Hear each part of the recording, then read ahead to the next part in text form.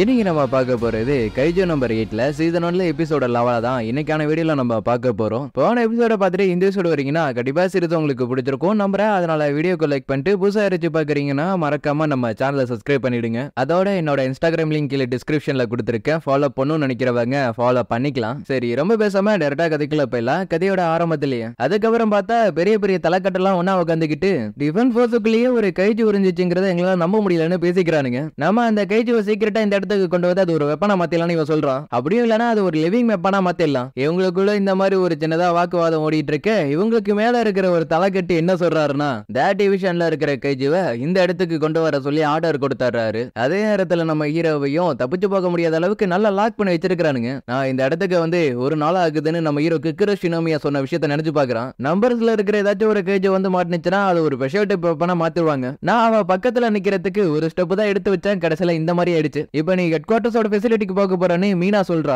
ஹீரோவும் vice captain பேசலான்னு பாக்குறான். ஆனா அவர் என்கிட்ட பேசாதன்னு சொல்லிடுறாரு. ஏன்னா இவனால ஒரு கைஜுவா மாற முடியும் அப்படிங்கிற ஒரு விஷயத்த எல்லாட்டும் மறைச்சதுனால எல்லாரும் இவன் மேல வச்சிருந்த நம்பிக்கை எல்லாமே இந்த ஒரு சம்பவத்தால போயிடுச்சுன்னு வருத்தப்படுறான். இப்ப என்னால அவனோட கண்ணை கூட பார்க்க முடியாது. அவன் எனக்காக நிறையவே பண்ணிருக்கிறான். அவளந்தான் எல்லாம் முடிஞ்சிச்சுன்னு நம்ம ஹீரோ நினைக்கிறப்ப செம்பாய் கவலைப்படாதீங்க, நீங்க திரும்பி வருவீங்கன்னு எனக்கு நம்பிக்கை இருக்கு. இந்த இடத்துல எந்த கேமராவும் இல்லன்னு சொல்லிட்டு மீனாவும் பேச ஆரம்பிக்கிறா. எல்லாரையும் காப்பாத்துறதுக்காக அந்த இடத்துல நீ ஒரு கைஜுவா மாறினீல, அதை பார்த்தோன்னே நான் எவ்வளவு அதிர்ச்சி ஆயிட்டேன் தெரியுமா. ஆனாலும் என்னால முடிஞ்ச அளவுக்கு உன்னை காப்பாத்துறதுக்கான முயற்சி எல்லாத்தையும் நான் எடுக்கிறேன்னு சொல்றா. நீ ஒரு கைஜு கிடையாது, ஒரு ஹியூமன் தான் அப்படிங்கறத நிரூபிச்சிட்டினா உன்னை காப்பாத்துறது ரொம்ப ஈஸி ஆயிடும். அதே மாதிரி நீ ஒரு ஆபீசரா பண்ண வேலை எல்லாத்தையும் நாங்க ஒரு ரிப்போர்ட்டா தரப்போறோம். அதே மாதிரி தேர்ட் டிவிஷன்ல இருக்கிற யாருமே உன்னை ஒரு எதிரியா பார்க்கல. இதை கேட்ட நம்ம ஹீரோவும் ரொம்ப ஆச்சரியப்படுறான். ஏமேனா நான் மறுபடியும் உன் கூட நின்று சண்டை போடுறதுக்கு எனக்கு வாய்ப்பு கிடைக்குமா? அவளும் நான் உனக்காக வெயிட் பண்ணிட்டு இருப்பேன்னு சொல்றா. இதை கேட்ட உடனே இவன் கண் கலங்க ஆரம்பிச்சிடறான். ஏன்னா அங்க போனதுக்கு அப்புறம் அவனுக்கு என்ன நடக்குங்கிறது அவனுக்கே தெரியாது.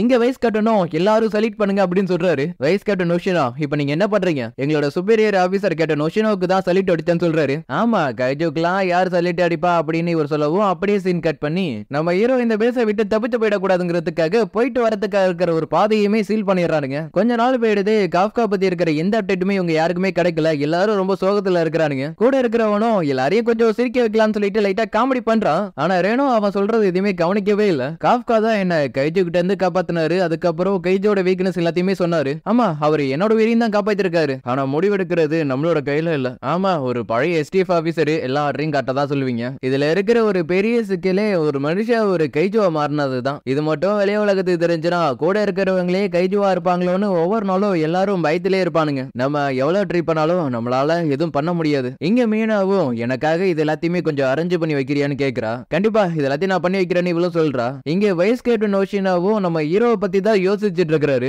வைஸ் கேப்டன் ஹிபினோ காஃப்காவுக்கு என்ன நடக்கும் அப்படிங்கறது உங்களுக்கு தெரியுமான்னு இவன் கேக்குறான். அவன் கண்டிப்பா திரும்பி வந்தாகணும். ஏன்னா என் கூட சண்டை போடும் போது அவன் ஃபுல் ஸ்ட்ரென்த் காமிக்கவே இல்லை. ஆனா அடுத்த வாட்டி வரப்ப நாங்க ரெண்டு பேரும் ஃபுல் ஸ்ட்ரென்த்ல சண்டை போடணும். அதே மாதிரி கிக்கரோ ஷினோமியா இருக்கால, அவ ஹீரோவை காப்பாத்துறதுக்காக நேரா அவளோட அப்பாவை பார்த்து பேசுறதுக்காக போறா. அங்க போனதுக்கு அப்புறம் அவரு என்னோட உயிரியே காப்பாத்திருக்காரு இந்த மாதிரிலாம் சொல்லி பாக்குறா. ஆனா அவரும் நீ ஒரு முட்டாள் மாதிரி பேசுறதை விட்டுட்டு இதை கொஞ்சம் பாருன்னு சொல்றாரு. எவ்வளோ அதுல என்ன இருக்குன்னு பாக்குறா. பார்த்தா அதுல ஹார்ட் இருக்க வேண்டிய இடத்துல கோர் இருக்கு. யாரும் சந்தேகப்படக்கூடாதுங்கிறதுக்காக அவன் அது ஒரு ஹார்ட் மாதிரி மாத்தி வச்சிருக்கான். இதுல இருந்தே தெரியவனா அவன் ஒரு மனுஷனே கிடையாது, அவன் ஒரு கைஜு. உன்னோட அம்மாவை கொண்ட கைஜு மாதிரி தான் இதுவும். இந்த மாதிரி இவர் சொன்ன உடனே இதுக்கு மேல இவளால பேச முடியல. ஆனாலும் அங்க இருந்து போறதுக்கு முன்னாடி நான் இன்னும் அவர் மேல நம்பிக்கை வச்சிருக்கேன்னு சொல்றா. இங்க நம்ம ஹீரோவை தூங்க விடாம டெஸ்ட் மேல டெஸ்ட் எடுத்துக்கிட்டு இருக்கிறானுங்க. நீங்க கண்டிப்பா திரும்பி வருவீங்கன்னு ரெண்டா சொன்னதை நினைச்சு பார்த்தவன் எல்லார்ட்டையும் பேச வேண்டியது நிறையவே இருக்கு, நான் கண்டிப்பா திரும்பி போகணும். இந்த நேரத்துல மீனாவும் இவங்களுக்கு அதிர்ச்சி தர மாதிரி ஒரு விஷயத்த சொல்றா. கைஜூஸ் அட்டாக் பண்ணதுக்கு அப்புறம் இந்த டாச்சிகாவா பேஸ் வந்து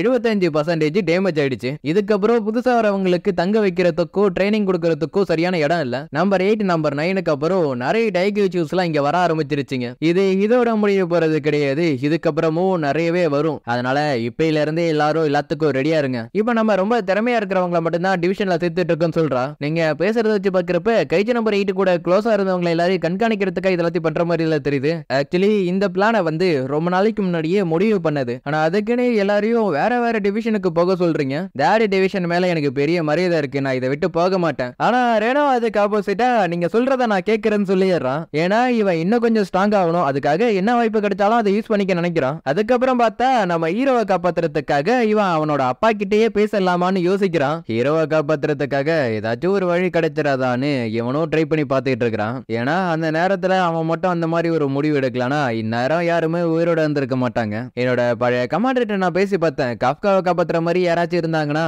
அவங்க கிட்ட என்ன இன்ட்ரோடக்ஷன் பண்ணி வைங்கன்னு. நான் எதிர்பார்க்கவே இல்ல உன்ன மாதிரி ஒருத்தனுக்கு இந்த மாதிரி ஒரு சைடு இருக்குன்னு. அதுக்கு இவனோ என்ன சொல்றானா, ஹிபினோ காஃப்கா வந்து தேட் டிவிஷனோட ஒரு நல்ல மெம்பர். அப்படிப்பட்ட ஒருத்தரை இழக்கிறதுக்கு எனக்கு விருப்பம் இல்ல. ஆமா, நீயும் சரியா தான் சொல்ற. நீ ஒரு மனுஷன் தான் அப்படிங்கறத ப்ரூவ் பண்ணிட்டீனா எங்களால உன்னை காப்பாத்த முடியும்னு மீனா சொன்னதை நம்ம ஹீரோ நினைச்சு பாக்குறான். அப்படி நினைச்சு பார்த்துட்டு இருக்க நேரத்துல அந்த இடத்துக்கு டைரக்டர் ஜெனரல் ஷினோமியா வராரு. அடுத்தது என்ன நடக்க போகுது அப்படிங்கறது எல்லாத்தையுமே ஓரமா இருந்து இவங்க எல்லாரும் பார்த்துட்டு இருக்கானுங்க. ஏன்னா ஏதாச்சும் ஒரு பெரிய பிரச்சனை வந்தா அதை சால்வ் பண்றதுக்கு மட்டும் தான் டைரக்டர் ஜெனரலே வருவாராம். இப்போ இவர் என்ன பண்ண போறான்னு பார்த்தா நம்ம ஹீரோ லாக் பண்ணி வச்சிருந்த எல்லா லாக்குமே அன்லாக் பண்ண சொல்றாரு. சார் அது ஒரு டைகேஜு அப்படின்னு இவன் சொன்னாலும் நான் சொன்னது கேட்டுச்சா இல்லையான்னு இவர் ஒரு வார்த்தை தான் சொல்லுவாரு. டைரக்டர் ஜெனரல் நான் ஒரு ஹியூமன் தான் நம்ம ஹீரோ சொன்னாலும் அவர் கேட்காம நம்ம ஹீரோ அட்டாக் பண்ண ஆரம்பிச்சிருவாரு. நம்ம ஹீரோவுக்கும் வேற வழி இல்லாம கொஞ்சம் கொஞ்சம் அவனோட கைஜு பவரை யூஸ் பண்றான். இந்த நேரத்துல அவர் நம்ம ஹீரோட பிளட் சாம்பிளையும் கலெக்ட் பண்ணிக்கிறாரு. நான் ஒன்னும் கைஜு எல்லாம் கிடையாது, நான் ஹிபினோ காஃப்கா. இதை கேட்டவரும் ஒரு சின்னதா ஒரு சிக்னல் தான் கொடுக்கிறாரு.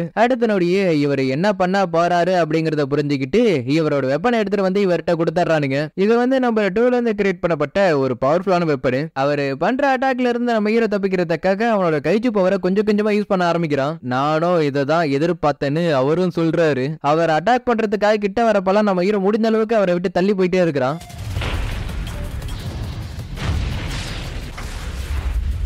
வேற வழியில அவரோட சூட்டு ஹீட் ஆகுற வரையும் நான் ஓட வேண்டியதானு நம்ம ஹீரோ நினைத்தாலும் அதுக்கு அவரு விடுற மாதிரி தெரியல. நம்ம ஹீரோவை போட்டு பொழந்து எடுக்கிறாரு. என்னாச்சு எனக்கு இவர் கூட சண்டை போடும் போது ஒரு டைகேஜ் கூட சண்டை போடுற மாதிரி இருக்குன்னு நம்ம ஹீரோ நினைக்கிறான். ஏன்னா அந்த அளவுக்கு ஒரு பேடஸான ஆரா அவர்கிட்ட இருந்து வருது. இவரும் அந்த நம்பர் 2 பத்தி சொல்றாரு. 1972ல ஒரு பவர்ஃபுல்லான கைஜு வந்துச்சு, அதுக்கு நாங்க நம்பர் 2னு பேர் வச்சோம். அந்த கைஜு சாகுற வரை சண்டை போட்டுச்சு. அப்படிப்பட்ட கைஜுவோட வெப்பனை தான் இப்போ அவங்க அப்பா யூஸ் பண்ணிட்டு இருக்காரு. கிக்குரு முன்னாடியே சொல்லிருப்பா ஐடென்டிஃபை பண்ணப்பட்ட வெப்பன்ஸ் எல்லாம் நம்பர்ஸ் தான் இருக்குன்னு. இப்ப நம்ம ஹீரோ தப்பிக்கிறதுக்கு வாய்ப்பே இல்லாத மாதிரி ஆயிடுது. ஃபைனலி நீ யாருங்கிறத காமிச்சிட்டியா கைஜுன்னு இவர் சொல்லவும் அதுக்கு எந்த ரெஸ்பான்ஸும் நம்ம ஹீரோ கிட்ட இருந்து வராததை பார்த்தோன்னே எல்லாருக்கும் புரிஞ்சிருது நம்ம ஹீரோ அவனோட கண்ட்ரோல்ல இழந்துட்டான்னு. என்னது என்னால ஏன் என்னோட பாடியை கண்ட்ரோல் பண்ண முடியலன்னு நம்ம ஹீரோ யோசிக்கிறப்ப நம்ம ஹீரோக்குள்ள இருந்த பேர் சைடு நம்ம ஹீரோ மொத்தமா கண்ட்ரோல் எடுத்துக்குது. இப்ப பிரச்சனையா இருக்கிற இவரை கொல்றதுக்காக கிட்ட வரப்ப இல்ல நீ மனுஷன் தானே சொல்றது கீழே ஹிபினோ காஃப்கான்னு இவ சொன்னாலும் நம்ம ஹீரோ ஆல்ரெடி அவனோட கண்ட்ரோல் இழந்துட்டான். நெக்ஸ்ட் எபிசோட்ல தான் நம்ம ஹீரோ ஒரு மனுஷனா மாறுவானா இல்லையாங்கிறது தெரியும். சரி ரொம்ப பேசாம அடுத்த எபிசோட்ல பார்க்கலாம். Bye, see you, take care, bye, love you all, see you again.